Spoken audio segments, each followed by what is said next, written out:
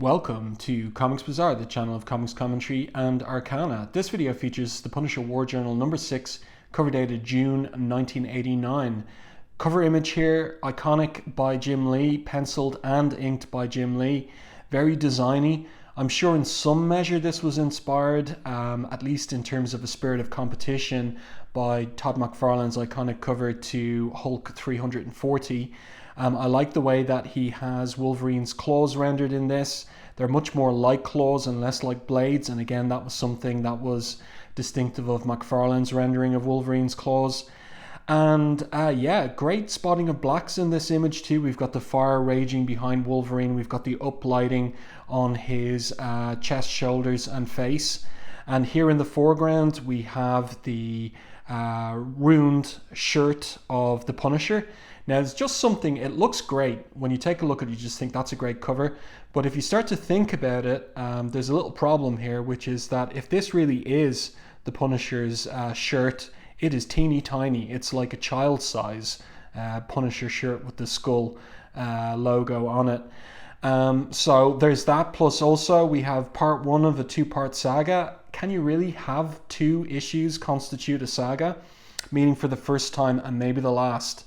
Well, we'll see how that pans out at the end of this issue, but it can't be the last because it is part one of a two-part saga. But anyhow, great cover. Let's open it up to the credits page, because I like the way with these Punisher War Journal issues you get this full page on the inside of the cover with the credits. And this one's interesting because we've got Carl Potts, who was the writer at the time. He's credited for the story and layouts. So Potts sometimes did provide layouts, especially issues 1 to 3 of the series. So he's still doing that here. And I will point out here and there where I'm pretty sure it's Potts' layouts versus Lee's, because Lee also gets credited with layouts. And I was thinking about this, and I think really it's intended to communicate to readers that not every one of these pages is laid out by Carl Potts. And finished art, and I really like that because I've said it many times in my videos before. I prefer when an artist, a penciler, inks their own work, and Jim Lee is very good inker of his own work, and I like the effects he achieves when he's inking his own work, like on that cover. So Jim Novak letterers and Gregory Wright colors, and Gregory Wright is an excellent colorist as well, and really brings a particular aesthetic to this title. So the title of the story is On the Track of Unknown Animals, and that ties into this appreciation here from Potts, with appreciation for the works of Dr. Bernard Heuvelmans and Dr. Roy P. Mackal. So I looked those up, and it turns out that Bernard Heuvelmans is the father of cryptozoology, and his most famous book from the 50s is On the Track of Unknown Animals. At least that's the English translation from the original French. And Dr. Roy P. Mackal was a professor of biology at the University of Chicago with a special interest in cryptozoology as well. And why is cryptozoology? This the kind of study of secret or hidden animals that have survived from ancient times to the present. Why is that relevant to this story? Well, as we get into the body of the issue, we'll see that become plain, that relevance become plain. So the story opens with Punisher returning from a mission. He's got injured in his forearm, and Microchip is there to help bandage him up. And Microchip thinks that Punisher has been pressing himself pretty hard in his war on crime, and thinks that well, it says here, I've been after you to relax for months now, and I think I've come up with the perfect solution. So that is the bridge into the coming story. And then we have a scene switch. By the way, I like the way that this page is laid out, and I think that these layouts are down to Carl Potts actually. And here we have, meanwhile, somewhere in Texas, a billionaire views his big game trophy room with pride. It is filled with numerous stuffed animals he has paid others to kill. Almost filled, that is, one plaque awaits its trophy head, and that is for Mokele Mbembe, if I pronounce that correctly. So we'll see what Mokele Mbembe is in the course of the comic. And then, in the heart of the African Congo, Virtually fearless pygmy hunters flee in terror. Terror of a huge saurian shadow crashing through the jungle. And here we see the silhouette of the saurian in question. And we'll have to wait properly for the second part of the two-part story in order to see exactly this dinosaur as it will turn out.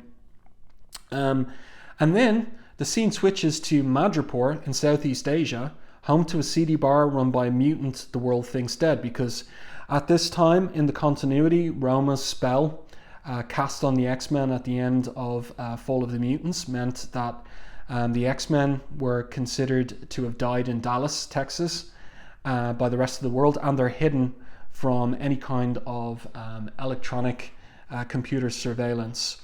So Wolverine, Logan at this time, is running a bar in Madripoor under his alter ego of Patch. And here we see this guy wearing animal skin jacket, a king cheetah animal skin jacket, and Wolverine thinks, as he lights up here, and that's nicely done, he thinks, no way, the guy came by it legal. So he tracks him to a truck outside the bar, and he says, nice duds, bub, where'd you pick them up? And the guy tells him to, well, bleep off. I don't deal with runt Neanderthals. And you don't say that to Wolverine, because that's going to have consequences. And here they are on this page. Now, this page definitely laid out by Jim Lee. That's a great shot there of him grabbing the guy by the shirt and pushing him into the window of the door as his gun flies away out of his hand. But he drops a dagger out of his sleeve and stabs Wolverine in the side. But of course, that's not going to be effective against Wolverine with his healing factor and all the rest. And then he pops his clothes there. And that's a great anchor image there. Wolverine says, nice blade, bub, but I brought my own. And boy, does he bring his own blades. So, another great page here. Again, I'm pretty sure this one laid out by Jim Lee. So we've got more action as Wolverine cuts the side of the door off and threatens the guy, can cut through anything, easy or hard, bub. And the guy says, easy, easy.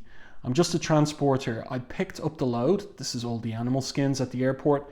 Plane came from Pointe Noire in the Congo. A Congolese military guy, Major Kanami, hired me. So, and he continues with his story. I'm to wait at this bar between 8 and 10 each night until a party who'll recognize me by the coat pays me off in cash. He's the one who'll distribute the stuff throughout Asia. The down payment was this coat. I thought it looked cool.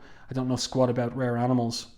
So Wolverine tells him to strip down to his shorts and to make like a cheetah, because this is not a great part of town.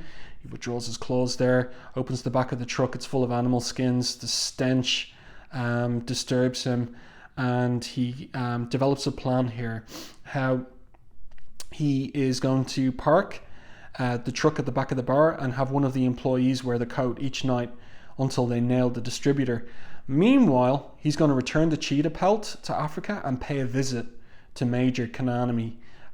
So Wolverine, not into the trade of rare animal pelts, and he's going to go to Africa to get to the bottom of all of this. And again, I feel that this page is laid out by Jim Lee. These couple of pages, I think we're back to the Carl Potts layouts. So then we're back in the States, and Microchip is continuing to bandage the Punisher, and he basically gives him this story about how he needs to, well, number one, he instructs him he's got to take a break from the war or he'll end up dead or burnt out. And so he proposes a vacation of sorts, a trip where you can get away, satisfy your need for action, and use your skills without killing anyone or getting killed. And so he gets into it.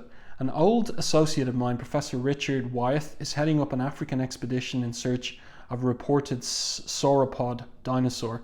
So Frank, the skeptic, gives him a look, and I like that. That's done well by Jim Lee. Don't look at me like that, Frank, says Microchip. And then he continues with the story here as he's bandaging up the Punisher's arm. So we get a lot of information here on the Congo. There are 55,000 square miles in the Lukulala swamps, part of the Congo Basin. It's the only place on Earth where climate has remained unchanged for 65 million years. So Karl Pott's doing his research here before the end of the dinosaur age. So Punisher's skeptical all along the way. If there are any dinos left roaming the surface of the Earth, they'll be in the largely unexplored rainforests and swamps of the region. There are lots of natives' tales supporting the dino's existence. Punisher says here, like this, qualified, reliable witnesses all. February through June is the dry season. Tough to boat around, but it's easier to spot a water-loving creature in smaller bodies of water. Oh, I agree totally, as Microchip pulls the bandage tight.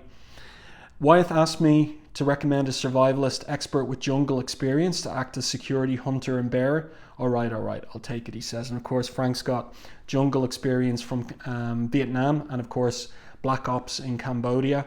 So Microchip, very pleased there. Good. I took the liberty of forging a passport and papers for you. I love that. That's great. And then we've got this little side scene with, this is a subplot, an ongoing subplot in the title with this particular family who are deli owners in the Punisher safe house building, but we'll skip that because our main focus is on the African adventure. So here we go. We've got lots of first person narration here from Punisher regarding the various members of the party. So here's Professor Wyatt with the beard here, and he's been met and the party met by Father Murray, head of the local mission. So there's Wyatt's wife Norma. This here is Lieutenant Bokenga, head of the Congolese military security for the expedition. Then we also have Corporal Mbabe here, also of Congolese security. So we need to keep an eye on these two. Then we've got Kurt Reeder, geomorphology and paleontology expert.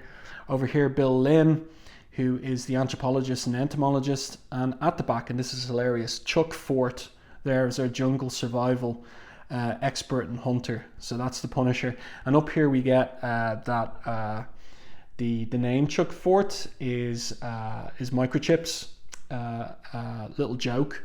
Microchip's documents for me use the name of Charles Fort.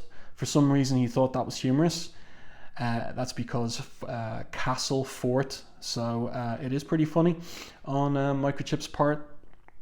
And then we have the head of the local mission, Father Murray, introducing the local pygmies to the expedition group. So he says here, this is Chief Victor Obiang. Behind him is Jack Tsolo, the young one. Over yonder is Gene Endoza. This is him here. He's picked up some English from me of late. So we have the greetings being exchanged, and this guy, Gene, he's particularly taken with the Punisher, Mr. Fort. I've never seen a gun that size. So we get a little relationship, friendship developing between Gene and the Punisher, and that will pay off emotionally a little later on in the issue. And so Gene is following Punisher there in particular, and the guys are there with medical supplies, and they're going to administer medicines to the sick immediately. So the kid there, Gene, is hoping to be fortunate enough to see a demonstration of the gun. And Punisher says, "Oh yeah, sure, kid." But remember, Punisher's there as part of a break. Now, these pages, I think, are laid out by Karl Potts. So we've got Punisher's evaluation of the different members of the expedition. So this is very interesting characterization. Punisher's always analyzing, evaluating. You know, he always has his hackles up for danger. So the natives line up for the aspirin, fungicides and so on we've delivered. Their relief is something to see. The professor seems like a good sort. Wouldn't expect much else from an old buddy of Micro, so he's grand. Still trying to size up the expedition members. Corporal Mbabe seems more interested in trying to impress the local women with his uniform than anything else. That's him over here. His wife fawns over him. That's the team leader, the professor. A lot. So much so that I wonder if it's genuine. That's her there. So then there's a young boy who's bitten by a black mamba, and the Punisher is by himself at the village while he's struggling to put up his hammock. So he takes care of it. And he, in his first person narration there, says the anti-venom should do the job if it's not too late. Half hour later, the crisis is over. I can feel little Jean's eyes on me through the window. There he is there. So Jean is really kind of looking up to Punisher now. And then this is interesting. This is all part of Karl Potts' research, no doubt. As night falls, thousands of fruit bats, Congolese fruit bats, make a racket too loud to sleep in. The ultrasonic mosquito repellent seems to attract them.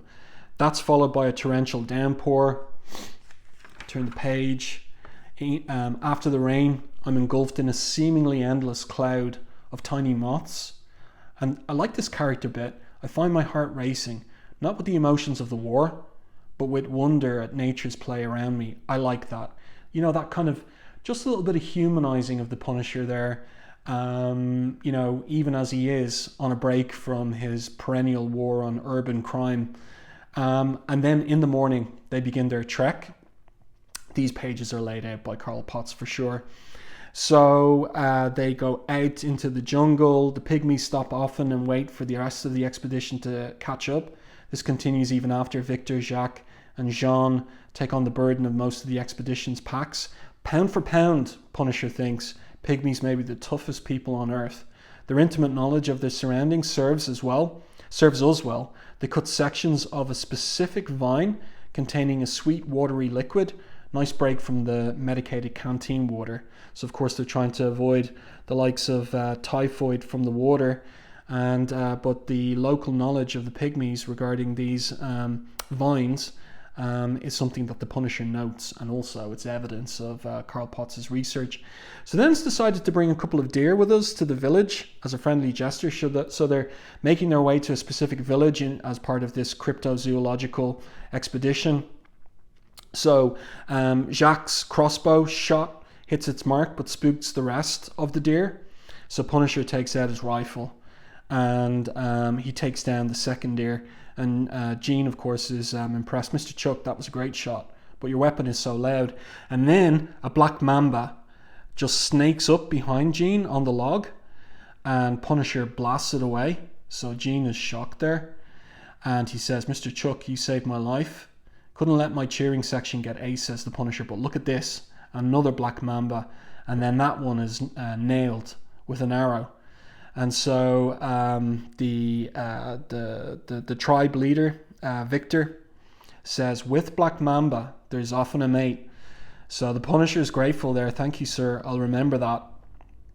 So interesting page here because, of course, to this point, you think, you know, maybe that hoary old cliche of the white savior helping out the young pygmy boy. But no, it's the tribal leader who's got the real experience. And the Punisher the Punisher has something to learn from him. He may know the dangers of Vietnamese and Cambodian jungles, but not the Congo. And I like that. I like that storytelling detail and trajectory by Karl Potts. So then they arrive at the village. That's a nice shot of the village there. And the gifts of food and medicine create a friendly atmosphere. That's great. And then, so the expedition leader's idea, Wyatt's leader, Professor Wyatt's idea is that he show these silhouettes of various creatures and have the villagers point out whether they recognize anything. And then the expedition's excitement is interrupted by a couple trying to sell gorilla skulls. The professor refuses, not wishing to condone the killing of the great apes, but look at his wife there paying attention to these two that had been trying to sell the skulls. Western science says gorillas don't inhabit this region. Natives say they're plentiful. The expedition splits in three. Norman Wyatt is interested in finding the gorillas. The corporal volunteers to provide protection to her. Chief Victor assigns Jean as guide. Reader, Lim, and Jacques will search for interesting geological formations and rare insects, so they're out of it. The prof, the chief, and I take to a dugout canoe to check out some pools with sonar. That's a nice down shot there. And then we have a little bit with the subplot, the ongoing subplot with this guy here who's got some kind of visionary power, and then we're back to Africa here with the dugout. I really like this shot. Again, I do think that it's still I think it's still Carl Potts layouts on this page, but I could be wrong. I'm in two minds about whether Carl Potts is doing the layouts on this page or not. Anyway, the professor gets a reading about 16 feet long, something 16 feet long, moving fast 12 feet down underneath the dugout. Could it be the sauropod that they're looking for? Only one way to know for sure. I'm going over. So Punisher there, very brave, getting in the water. I mean, it could be anything. It could be a huge crocodile, right? But it goes through the channel out into the river, so they lose it. And then we pick up with the other group, the group with Norma going after the gorillas. So she's got her camera out, and the corporal there is with his rifle, and then they find the gorillas. So she takes some pictures there. Aren't they beautiful? And next of all, he raises his rifle, and then it's 40 minutes later. Now, Gene has gone off to get some water vines and bring them some, so he's not present for that. And 40 minutes later, he returns to find the corporal washing blood from his hands, and he's he's taken aback by that. And so he thinks to himself, I'll wait until he's done, act as though I've seen nothing, and later I'll ask the chief of this. So that's a good plan from him. And so Norma takes the vines from him and lies to him. I'm afraid we saw no gorillas, perhaps on the way back. And she thinks he's acting strange. The boy knows. And he thinks, no gorillas, I heard them, I smell them, why do they lie? 2 hours later, back at the village, somebody's calling for help. Who could it be? Is it Gene? I like the shot of Punisher getting up from his hammock. That's nicely done. And again, we could be into the Jim Lee layouts by this point. Maybe this page in particular is a Jim Lee one. I'm pretty much sure that this is Jim Lee. Help over here. So it's the corporal and it's Norma. On the way back, startled group of gorillas, they attacked and grabbed the boy. So the chief, Victor there, he's naturally calls out for Gene and goes with the crossbow, Punisher with his rifle. So they're out trying to find the boy, and Punisher says, we're losing light, tough to make out track details. But the chief sees that there was a struggle here, not apes. A body was dragged in this direction. There, movement, he's alive. So he's up on a tree branch. Now, like, the story is moving along at a fair clip, but the art on these pages, on this page in particular, is excellent. I love the use of screen tone here for the rendering of the shadow of the foliage, the jungle foliage, on the back of the corporal and the woman's, like on the back of their clothes there, and also here down on top of Punisher and Victor, the tribe leader, and here on Gene, the body of Gene in the tree. So great work here. And remember, it's Jim Lee is doing the finishing here. He's penciling and inking this work. So it's really great. This page definitely laid out by Jim Lee with these mostly horizontal panels. So this is a really impactful, emotionally impactful scene. So the boy's alive, but as Victor says, only just, I'm afraid, his throat is crushed. So that's terrible. With his last breath, he points, and then he's gone. And the chief says, I must take him home. Punisher is saying nothing, here, and then we just get this tight shot on his narrowed eyes. Men shall die for this. Right, and we can believe it. And that's the end of the Punisher's vacation. The break is over. And then we pick up with Wolverine. So he's made it to the Congo all the way from Madripoor, and he's thinking to himself, Point Noir was productive, but this is more like it, tracking the poachers in the bush, using the pelt of their victim for bush camouflage. So the pelt of the king cheetah. Major Kanami spilled the info on the poaching ring operating within the Congo military, where their active and aquatic planes fly by every few days. The buried hole to be picked up is marked with a red flag in a treetop. Before his early retirement, quote unquote, so he's killed him, the major told me several poachers were attached to an expedition in this area. So we're working up to our expected meeting between Wolverine and the Punisher. They're in the same area, and we've got almost all of what's going to make for a misunderstanding between the pair, and here it comes. Here's the final aspect that's going to make for that misunderstanding. So the Punisher comes upon the buried mass of ape heads and hands that Jean was pointing to. The kid was killed for knowing too much, Punisher infers. Looks like they dragged the bodies and dumped them in the river. Only kept the saleable parts. One body got hung up. Thought I was here to get away from dead bodies. And this is horrifying. The beheaded, handless body of one of the gorillas just caught on a tree branch, a tree that's fallen over into the river.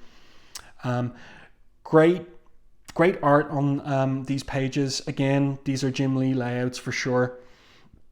And then Punisher's sees the red flag in the treetop, red flag, and the smell of a human with animal blood, something else. So he smells the gorilla, and this gorilla launches at Punisher. And Punisher's thinking fast. No slug's going to stop this charge, so he endeavors to get up the tree, but it's too late. So he's caught by the gorilla, who smashes him to the ground, grabs him in a crushing hold. And Punisher here thinks, don't want to do this. But he pulls his dagger out and stabs the gorilla. As it turns out, in the carotid artery, in the jugular. It's another half minute of struggle until the ape's jugular empties. It was only avenging its slain family, avenging its family. So the irony is not lost on Punisher there, given his whole motivation for his never-ending war on urban crime. So look who arrives just at the wrong moment to misinterpret what's happened. It's Wolverine, and that's a great shot of him there with the patch uniform, but also the King Cheetah pelt hanging like a cloak from around his neck. So Punisher's taken by surprise. What the? Too tired for a long fight. Roll under attack and take him out with one punch. So he's thinking tactically, and he's got the right tactics. But this is the first meeting between Punisher and Wolverine. Can you imagine that? It's pretty much 30 years later, more than 30 years later, and there have been many, many meetings between these pair, but this is the very first one. So Punisher just does not know Wolverine or anything about his adamantium skeleton, and look how he breaks his hand nearly on Wolverine's face. So Wolverine asks him here, where are your buddies? So again, this is just all misinterpretation. And Punisher responds, you're not getting the maniac. Great layout here by Jim Lee. Wolverine pops his claws. We're all waiting for that. I'll get you all, he says. You'll get squat, says Frank. And then Wolverine just slashes him with the claw. Look at this slash. So those claws are lethal. Absolutely lethal. Now it's interesting, the coloring choice here by Greg Wright. He hasn't delineated the claws with the coloring. Same here as well. They're kind of blended into the background color, and it makes it look as if Wolverine's only punched Punisher, but he hasn't. He's slashed him. Now at least the lettering makes that plain, Jim Novak's lettering. But that's great art. Like, that's what people are paying in for, to see this. And how on earth is Punisher going to tackle someone like Wolverine? He's completely out of his league, right? And so it seems like it's the end of him. And he tumbles into the river, and Wolverine here thinks he's fast, barely scraped him. So he didn't cut right into his flesh. But there are things in the river that will deal with that one. So great upshot here of Wolverine's face. Also with the downlighting and the spotting of blacks looks really effective. So Wolverine stalks off. I'll deal with the others, as Punisher's unconscious body drifts to the bottom of the river. And of course, look at this, making a line for him, a crocodile. So we're going to have to pick up the next issue in order to find out how all of this will pan out. But I really like this final page. Definitely these are Jim Lee layouts. Love the combination of the art, the storytelling, and the Greg Wright colors here, as well as the sun is setting. Really, really great work. And also his color palette as well for the underwater shot too. Those marine blues and greens. Really great work. And look, even the rendering of the reptilian skin of the crocodile as well. Great work from the whole team. You know, Jim Lee was really on fire here, and this was his tryout, so to speak, or it would turn out to be, for the upcoming guest issue on Uncanny X-Men, number 248. He's doing these 2 issues with Punisher and Wolverine crossover before that, and it has to be because of these issues that he gets that guest penciling gig. So a little bit here about stun grenades and bits of equipment that the Punisher uses. The letters page there, lots of praise for the foregoing issues and Jim Lee's art. There you go. I do hope that you enjoyed this part 1 of a 2-part saga. If you can have 2 parts constitute a saga. I do hope that you enjoyed this review. If you did, please like the video on YouTube. And if you haven't done so already, subscribe to the channel and stay tuned for more content like this.